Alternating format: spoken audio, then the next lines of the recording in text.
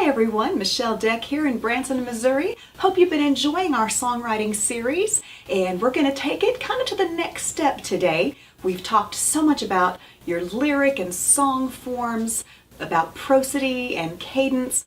I wanted to add a little bit more to our discussion about cadence today, and then take you a little bit further into melody and harmony. I have found a wonderful new resource I want to tell you about. It's a website by my songwriting mentor, Mary Dawson. It's called musesmuse.com. M-U-S-E-S, then M-U-S-E, musesmuse.com. She has a tremendous selection of articles about various points of songwriting, a lot of the things we've discussed here, because she can take it much more in depth, including examples and articles and commonly asked questions. So please check that out and you'll be able to go a little deeper in your songwriting development. So I'm excited about that. Songs are a four-part creature. We have, of course, the lyrics, the words, and the melody, which is the music. But a lyric also has a rhythm. That's also what we call the cadence. It's a bit that will make the words lay in a nice, easy, singable arrangement. Cadence will help your words lay naturally like the singer would be saying them. I have a good definition of cadence off of Mary's website. She says, I define cadence simply as the meeting point between the notes and the words, where words stop being just words and the music stops being just notes. Something new is conceived. Cadence must be established in such a way that the words sound natural, conversational, and uncontrived. Lyrics should follow the rhythm of natural, contemporary, conversational speech, and yet also follow a musical rhythm. So your cadence and your rhythm are like the song's attitude or the body language, just as your lyric is your hook and your idea are like the thesis statement of your song. So we've been talking so much about your song form and your lyric and all the great things that go into that. Your message is so important. But a song is not just words. It is a melody, and that melody has to have a rhythm, a cadence that the words can fit to in a beautifully joined, married format that sounds completely natural. So we're going to talk about that today. I was telling you about musesmuse.com. Some further study for your melody and cadence development. I found especially 3 articles that are really excellent. So go to musesmuse.com and look for these 3 articles. One's called Cadence and the Beginning of Melody. One's called Creating Hit Melodies. And the other is called Tips for Tunesmiths. I thought this one was especially good because it talks about a few points that are really important for any melody. It has to be simple and singable, something that you remember well after the song is done and the lyric is done. You catch yourself humming it or whistling it. Most singers have about an octave range, about an 8-note range. The shorter and simpler the range, sometimes the better. There are a number of hit songs that have only a 4 or 5-note range. So if you have an easy, simple melody, then you'll have a larger number of people that'll be able to sing it and remember it. Also keep in mind your prosody we talked about last time, that your tone, the mood of your melody fits the tone of your lyric. Those are important. And repetition. Your melody is going to have repeated phrases. Your lyrical hook is going to be in one of those. So simple and singable. Your prosody and repetition are some important things about melody. But I want to tell you too, there are so many fantastic songwriters that do not play any instrument or read a note of music. So when it comes to creating a melody, so many songwriters are like, I don't know anything about music or theory. There's no way I can write a melody.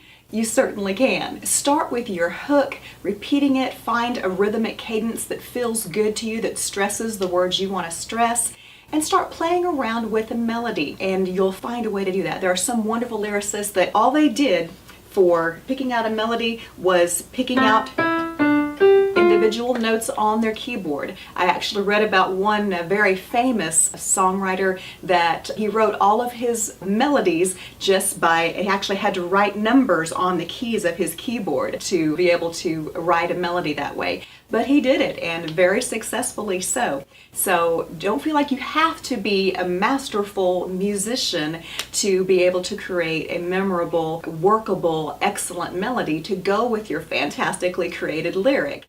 Just keep working with it, find something simple. So pick out notes if you have to. So your lyric and your cadence, your rhythm, then your melody is your basic note structure. But you know what? I want to help take it a little step further and help you with what's called harmony. That's the fourth part. You have your lyric and your rhythm with the cadence, and your melody and harmony. And once you have your melody, you have your completed song, your lyric and your melody. But if you want to be able to perform that for anyone, if you're a singer-songwriter, if you want to be able to perform that, it's good to know some chords to go along with that, and that's where harmony comes in. Your melody and your lyric are the two strong points. They're like the bedrock of your song. The rhythm and the harmony can change. You probably know of many songs that have been done by many different artists, and the style has changed. One version may be fast, one version may be slow, one version may be rock, one may be jazz. Those have to do with the rhythm and the harmony. The chord structure can change. But finding something that is a good starting place for you, especially if you're somebody who's not familiar with guitar or piano or another good chording instrument, can be real daunting. I understand that. I'm not here to try to give you a huge theory lesson. I just wanted to give you some tips that I, as a very young songwriter, wish I knew, wish I had known years and years and years ago. See, I started writing songs when I was probably in my very early teens. I actually copyrighted my first song in 8th grade. I was probably 12. And the difficulty, even though I had played piano since I was 5 and I knew some things about theory, but there are some very simple tips that I did not know, and not knowing that kept me so strangled. It took me weeks and weeks to be able to pick out on the piano what I was hearing in my head, and it was so frustrating. I could have been writing so many more songs so much more quickly at that time if I had known this. So I want to give you some very basic things, and learning these things can help you learn to play piano or learn to play guitar. But we're going to start something very simple. First of all, because I am a pianist, I want to give you a little bit of orientation on a piano keyboard. Very inexpensive keyboards you can find easily, enough to be able to pick out a melody and pick out some simple chords. So you can find that very cheaply if you want to. On any piano keyboard you see, we have groups of white keys and we have black keys. The black keys are grouped in groups of 2 or 3, and those patterns repeat all up and down the keyboard: 2, 3, 2, 3, 2. If you find approximately the middle of the keyboard, find the group of 2 black keys. The white key just to the left of that is called middle C. Middle C. If you'll remember that, that'll help you navigate a lot better, okay? The musical alphabet only has 7 letters, starting with A, B, C, D, E, F, G, and then it repeats again with A. So, this happens to be middle C, and a scale built on the C is the easiest one to work with because you can work with all white keys. Okay, so we have our musical octave that we know from either Sound of Music or other music studies. Do, re, mi, fa, sol, la, ti, do. That starts with, in this case, middle C up to another C. And that's what we're going to be working with. But instead of the do, re, mi, let's convert that to numbers, just for the sake of what we're going to discuss today. That way you can, if whatever key you wind up in later on, you'll be able to take the same principle and apply it. So in the key of C, your do, we're going to call 1. That's like your home or your root. You're going to return to this chord, the chord built on 1, very often throughout your melody, throughout your song. But in any key, there are 3 most common chords. And if you can learn these chords and maybe one more, you will find you'll be able to craft a large number of songs. In fact, I would venture probably the majority of popular songs we'll run across today and many hit songs over the years are built on just 4 chords. So it doesn't have to be complicated. And like I said, I wish I would have known this years ago. All right, your 1 chord. Now, what I mean by chord, first of all, a chord is 3 notes. And this is how you build it. Start with your root. This is C. This is your C chord. This is your 1 chord. Skip a note. Add your next note. Skip another note. Add your next note. It's a 3-note chord. That sound pretty? But your root, the base of that chord, is your 1 in this key, your C. It's a C chord. Okay, that's your 1 chord. That's your home. Now, let's count up from C, our 1. 1, 2, 3, 4. In this key, the 4th tone is F. We're going to build a chord on F. Skip a note, skip a note. This is an F chord. In the key of C, it's our number 4. Remember, we're talking about numbers. C is 1, 1, 2, 3, 4. F is our 4 chord. It's a bright chord. It's a nice transition chord. Your 1 chord will often lead to your 4 chord. So this is 4. So that's 2 of the chords. Now, the other common chord, which is extremely common, is the 5 chord. Right beside it, this is 4, up 1 note. This note is G. It's the 5th tone in the key of C. So build a chord. That's a G chord. It's your 5 chord. So you know your 1 chord, 4 chord, and 5 chord. Several styles of music, especially I know classic country, has a ton of songs that are just 3 chords. I actually know of some country songs that only have 2 chords. They only use the 1 chord and the 5 chord, and they go back and forth between 1 and 5, and that's it. So it's definitely possible to be that simple with your chord structure.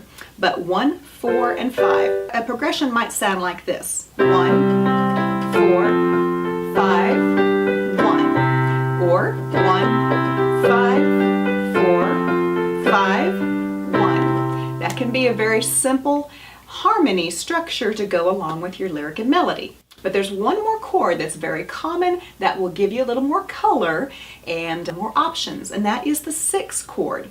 We're here at 1, 2, 3, 4 is our F chord, G is our 5 chord. Go up 1 more. A is your 6th chord. I'm going to come down here so you can see what I'm doing. This is A right here. A, skip a note, skip a note. This is an A chord. This is your 6th chord. Now you'll hear that chord doesn't quite sound as bright and happy as your 4 and your 5 chord. That's because this is what's called a minor chord. I'm not getting into the theory about that, but that's why it adds so much color. It's not quite as bright a chord, so it can add a little more texture. So the 1, 4, 5, and 6 chords are generally the most common in any key. So this could be a progression for you. 1, 6, 4, 5, 1. Or turn it around. 1, 5, 4, 6, 1. Well, you can create many variations. Let's try another one. 1, 6, 5, 4, 5, 1. 4 chords can give you a lot of options to work with. And again, these are things I wish I would have known many years ago. One more tool for somebody who does not know a lot about theory. This is called the Chord Wheel. Now, I found this on Amazon. It's not a long book. It's 12 pages. That's a pretty easy book to work with, isn't it? But it's a very nicely condensed study on the theory of chord structure, specifically for songwriters and for musicians. And this chord wheel on the front cover, the inner circle, there's 3 rings you see here. The inner one is what we call the circle of fifths.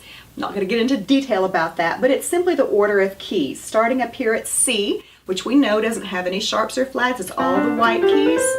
It's right here. And what this triangle does, you see this very dark black triangle? This will show you the relationship of other chords to your home chord. Your key is C, so your C chord we talked about is 1. That's your root. That's your most common chord. Now, on either side of that are F and G, your 4 chord and your 5 chord that we talked about, the 3 most common chords in any key. Just above that, the next level are secondary chords. Here's 6. Then we have 2 is D minor and the 3 chord is E minor. Other colorful options.